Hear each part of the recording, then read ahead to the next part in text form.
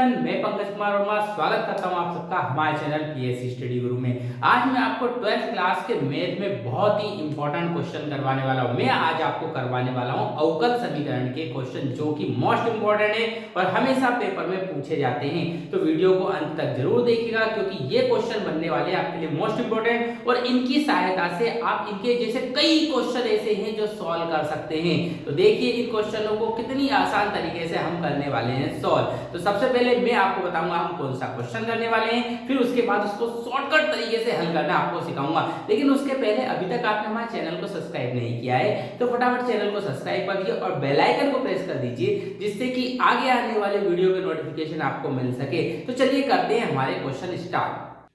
चलिए तो देखिए हमारा क्वेश्चन क्या है। हमारा क्वेश्चन है सिद्ध कीजिए कि अवकल समीकरण dy by dx minus 2y equal 0 का जो हल है मतलब जो सॉल्यूशन है वो कितना है y equal e की पावर 2x। ये हमें प्रूफ करना है। मैं आपको करवाने वाला हूँ बहुत ही आसान तरीके से।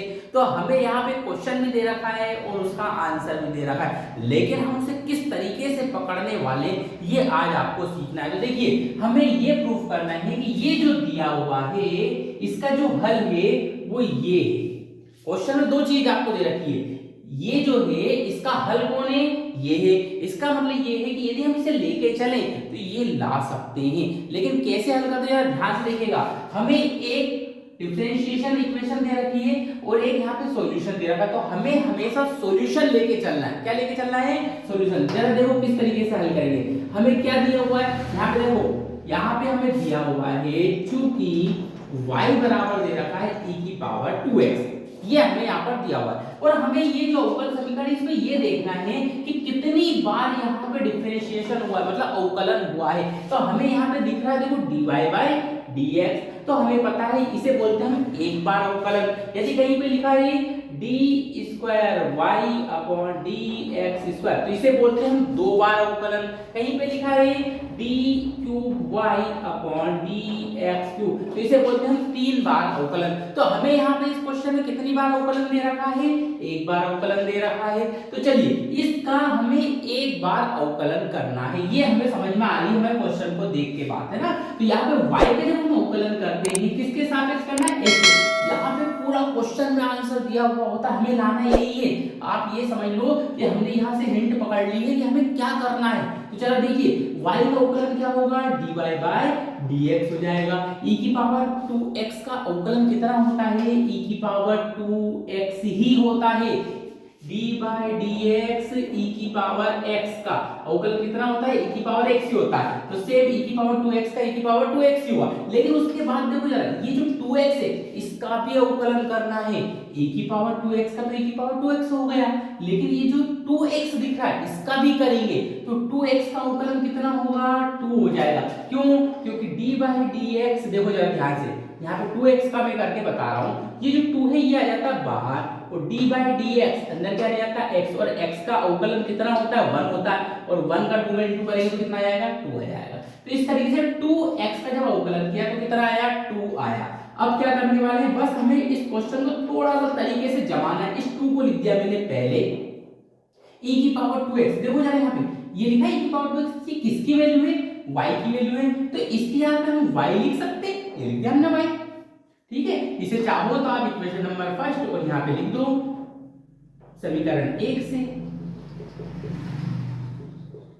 ये आप लिख सकते हैं याद रखने के लिए। अब इस 2y को उठा के इधर ले आओ तो देखो यहाँ पे क्या बन जाएगा? ये dy by dx, यहाँ पे ये जो 2y है ये प्लस का है, इधर आके कैसे बन जाएगा? माइनस का बन जाएगा 2y और बराबर के उधर क्या जाएगा? 0 आ जाएगा। तो इस तरीके से हमने इस क्वेश्चन को सॉल्व कर लिया और यहाँ से हमें ये पता चलता है कि इसका जो अवकल समीकरण है वो क्या है? ये है, और इसका जो हल है वो क्या है? ये है। तो हम यहाँ पे लिख सकते हैं अतः सिद्ध हुआ कि अवकल समीकरण dy by dx minus 2y बराबर 0 का हल y बराबर e की पावर 2x है। ये एक लाइन यहाँ पे लिखनी है और ये हमारा क्वेश्चन हो चुका है पूरा सॉल्व। लाइन कौन सी लिखनी है? अवकल समीकरण dy by dx minus 2y equal 0 का जो हल है वो y बराबर e की पावर 2x है। ये हमें यहाँ से प्रूफ हो चुका है। तो हमने कर दिया क्वेश्चन को बहुत ही आसान तरीके से सोल्व। ऐसा ही एक और क्वेश्चन में करवाता हूं जिससे कि आपकी सारी डिफिकल्टी दूर हो जाएगी। तो वीडियो को अंत तक जरूर देखिए। चलिए करते हैं हमारा नेक्स्ट क्वेश्चन। चलिए भाई, तो हम तैयार है हमारा अगला क्वेश्चन करने के लिए। क्वेश्चन थोड़ा सा हमने उलझा हुआ लिया है, लेकिन हम कर देंगे इसे बहुत ही आसान तरीके से। और फिर इस क्वेश्चन को देखने के बाद आप इस तरीके के क्वेश्चन चुटकियों में हल करना सीख जाएंगे। तो चलिए तैयारी करते हैं हमारे अगले क्वेश्चन को हल करने की। तो मैंने अभी क्या सिखाया, अवकल समीकरण हमें ये दे रखी है, ये हमें लेके आनी है, और यहाँ पे हल क्या दे रखा है, ये, इसे हमें लेके चलना है। अवकल समीकरण हमें लेके आनी है और हल हम लेके चलेंगे, और यदि इससे हल से ये आ जाती है तो ये प्रूफ हो जाएगा। तो चलिए हल हम लेके चलते हैं। चूंकि y बराबर हमें कितना दे रखा है, 4 sin 3x हमें दे रखा है। अब हमें यहाँ पे अवकल समीकरण में देखने को मिल रहा है कि यहाँ d2y/dx² लिखा है, d2y/dx² लिखा हुआ है। तो इससे हमें पता चल रहा है कि इस क्वेश्चन में 2 बार अवकलन करना है, मतलब एक बार करेंगे फिर जो आएगा उसका फिर से एक बार और अवकलन करना पड़ेगा, तब जाके हमारा अवकल समीकरण हमें प्राप्त होगा। तो चलिए पहली बार हम अवकलन करते हैं। तो y का जब अवकलन करते हैं तो क्या आता है, dy/dx आ जाता है। ये जो 4 है ये वैसे का वैसे लिख देंगे।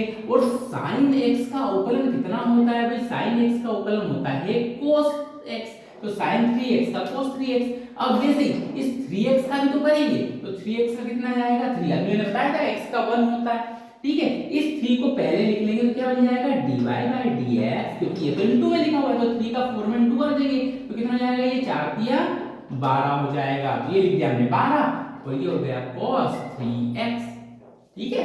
अब क्या करना है, ये तो एक बार अवकलन हुआ, अब इसका एक बार और अवकलन करना है। देखो आंसर ऑटोमेटिक आएगा। तो dy/dx का एक बार और अवकलन करेंगे तो d2y/dx² हो जाएगा।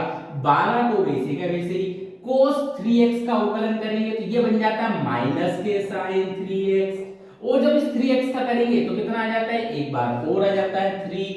अब क्या करने वाले हैं, ध्यान से देखिए, ये जो 3 है इसका गुणा कर लो कहां पर, 12 में। ये बन जाएगा d2y, ध्यान से देखिए, d2y/dx² बराबर 12 का 3 में गुणा क्या कितना हुआ, 36, तो हो गया 36, और माइनस sin 3x है तो ये माइनस हमने पहले लगा लिया, माइनस 36 sin 3x। अब इस 36 को हम थोड़ा सा तोड़ेंगे, इस तरीके से तोड़ेंगे कि यहाँ पर इसके गुणा जो गुणा हम करें उसमें 4 भी शामिल हो जाए। तो इस 36 के ऐसे टुकड़े करें हम जिसमें 36 है, मतलब 9 चौको कितना होता है, 36 होता है। तो इसको ऐसे लिख सकते हैं हम, d2y/dx² बराबर -9 × 4 sin 3x।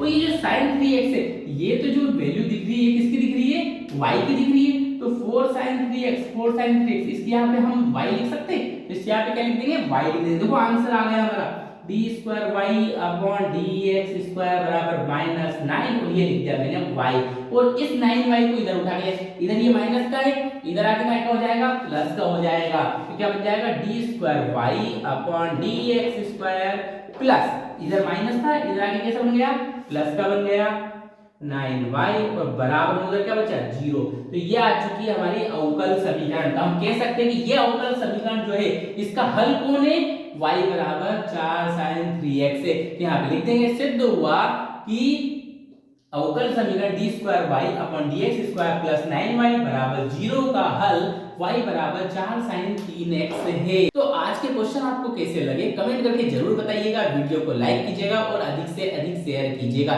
मिलते हैं नेक्स्ट वीडियो में नए इंपॉर्टेंट क्वेश्चंस के साथ, तब तक के लिए धन्यवाद।